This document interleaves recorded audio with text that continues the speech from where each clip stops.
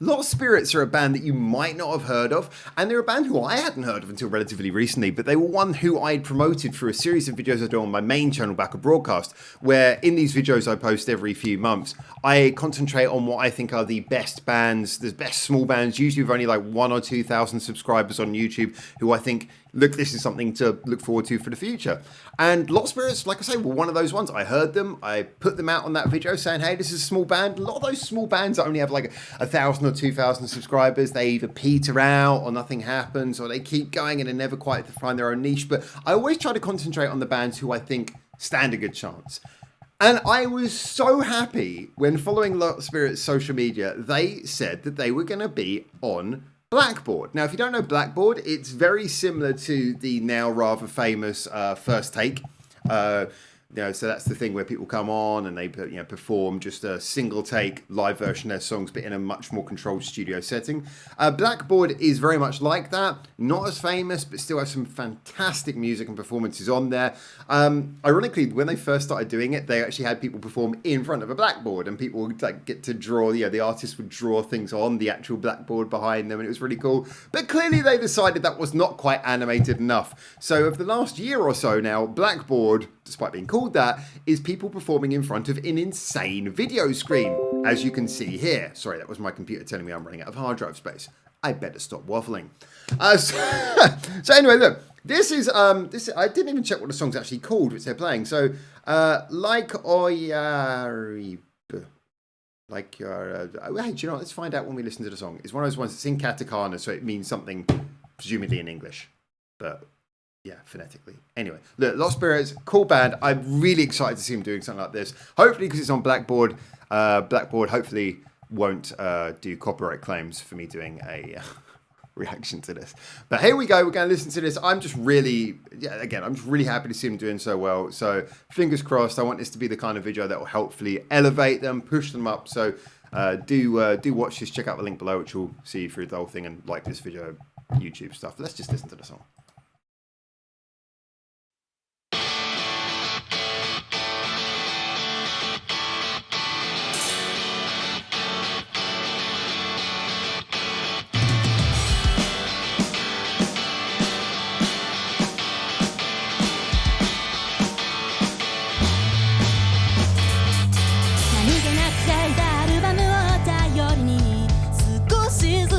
憶をたどっていくあの頃の自分には到底そう Singer's got such a strong voice. ここに立ち尽くしてる僕を何度もめげないように後ずさりをしながらも一歩下げた足を何倍もの力で I don't need to talk about the aesthetics, but that hoodie definitely suits her as well. 踊れるのならば人生を変えたのにどうせならいっそで会わなければよかったなんてもしそうなら今はどうなって It's got simple punk values, but the melody and the whole flow is really good. I hope this pays off in the chorus. Let's have a really good strong chorus to pay it off.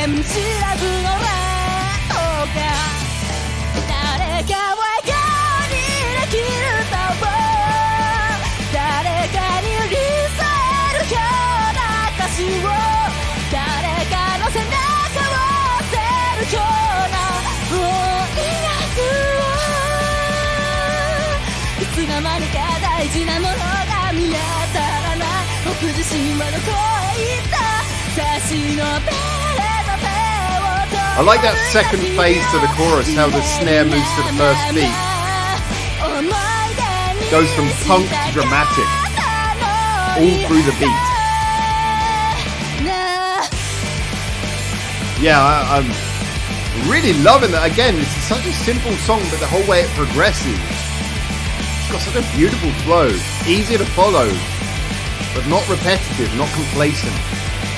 I always say, you know, a good songwriting band, because it's just not complacent, they're always thinking of the next thing. It's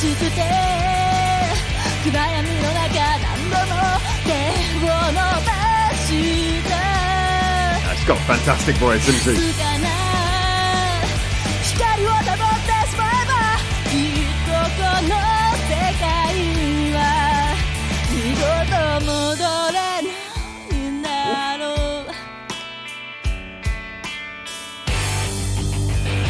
Nice. Wind up the spring for that final chorus. あなたに寄り添えるような私をあなたの背中を押せるような音楽をいつの間にかここにいる意味ばかり探し求めてた消えてなくなるのが怖かったバカだよなこれだからやめられないんだな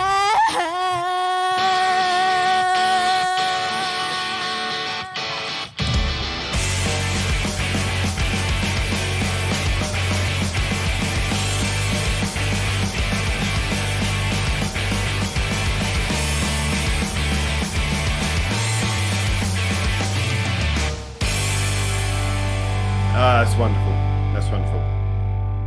I think the ending was an interesting choice, but the whole flow of the song, so superb. So let's have a little quick talk about that. Let's find a good frame. There we go. That's a good frame. Singing her heart out. Look, when you go into one of this, I mean, as you guys, if you've watched any of the videos on this channel, I'm always honest. I give my opinions, try to be fair and things. And when you go in knowing that you kind of instinctively want to like it, when you instinctively support the artist, it can be a little bit difficult because you don't want to be biased. Hashtag no bias.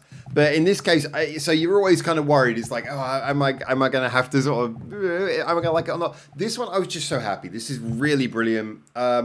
Now, there are sort of things going where, I understand this might not be for everyone. It is definitely very direct. I've got a soft spot for three-piece bands, always have done. And I think one of the reasons I like that is it gives you opportunity to do two things, really. If you've got a three-piece band, you can either have just three pieces, the core, and then you can just be adding interesting sounds and making each song its own soundscape by playing with what other things you add, what other session musicians or production you might add. Or you can go this route, which is the direct route, in which case every single member of the band is very much on display. The guitarist is the vocalist in most cases, and the guitarist cannot hide behind a lead guitarist. They have to carry that side. They have to carry the vocals. The bassist has to carry that entire lower end of the melodic section. The drummer really has a lot of room to cover because the drummer's much more exposed. They can't hide behind other things. It is a sort of thing where, a band really has to think about how they write and arrange their songs. And in this case, first things first, I must say massive credit to the drummer. I don't know their names individually, but the drummer was absolutely brilliant. I love the way that she interpreted all the changes in the songs. The fact that the second chorus was so wildly different from the first in so many ways. I absolutely loved that. That little breakdown at the end of the second chorus was very different, but the second verse was also very different. It had that little breakdown at the end. There was so much going on. There was so much progression in the music just through the beat. Before you even take anything else into consideration, the beat was doing so much to change the song each time, but it was never that sort of thing where it's distracting or annoying or showy or trying to shake you off with like clever ideas. It was genuinely felt like she was just interpreting the mood each time round. You get round to, once you've heard the melody a second time round, you want it to be a little bit different. So the beat did such a great job of expressing like a really interesting progression in the mood of the song.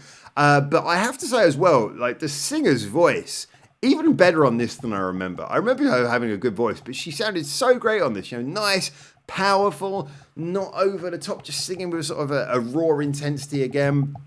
Guitar work was great. The bassist was really interesting because the bassist was like a real cool cat, and I think kind of playing like a bit of a punk rhythm there. It was very sort of like charging, and I get the feeling that was almost as a counter to the drum beat. So the drum beat, as I mentioned, was doing a fair amount of interpreting what was happening in the rest of the song, and so the bass was almost like a very steady rock that held everything together. And through doing that sort of charging, like punk-esque rhythm, that punk-esque style, it kind of held everything together in the rest of the song, provided like a solid rock in the middle of the sound.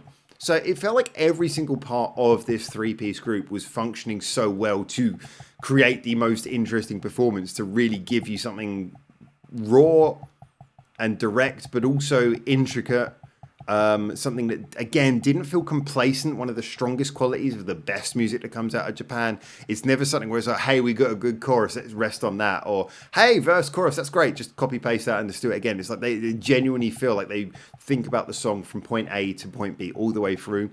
I just thought this was great. I'm really happy for Lot Spirits. I mean, they're a group who I definitely think they got room to develop more.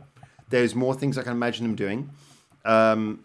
But this is just, again, it's a sign of a band who is definitely more than good enough to be out there selling tickets, selling CDs, providing great performances. But at the same time, I still think they got room to grow. I still think their best years are still ahead of them if they keep going like this. Just what a fantastic band. Really enjoyed it. I still consider them a light for the future, but they're definitely already delivering that kind of music where you can very much get on board right now and listen to some great songs like this. So yeah, fantastic job. Lot of Spirits. Very happy for them. Can't wait to hear more. And also, go check out Blackboard as well. I think Blackboard's kind of underappreciated. They have like a fairly weird eclectic selection of artists, but they've had everything from Trident to Puffy. And if you know your Japanese music, that's an interesting. They've had that. They've had rappers. You name it, they have it on there. They have a very weird selection. So do check out Blackboard as well. It's an interesting alternative to all the people listening to First Take. But yeah, Lot of Spirits, absolutely love it. Brilliant stuff. Tell me what you thought in the comments until I hopefully speak to you very soon in Japan for the next one of these. For now, ciao, ciao.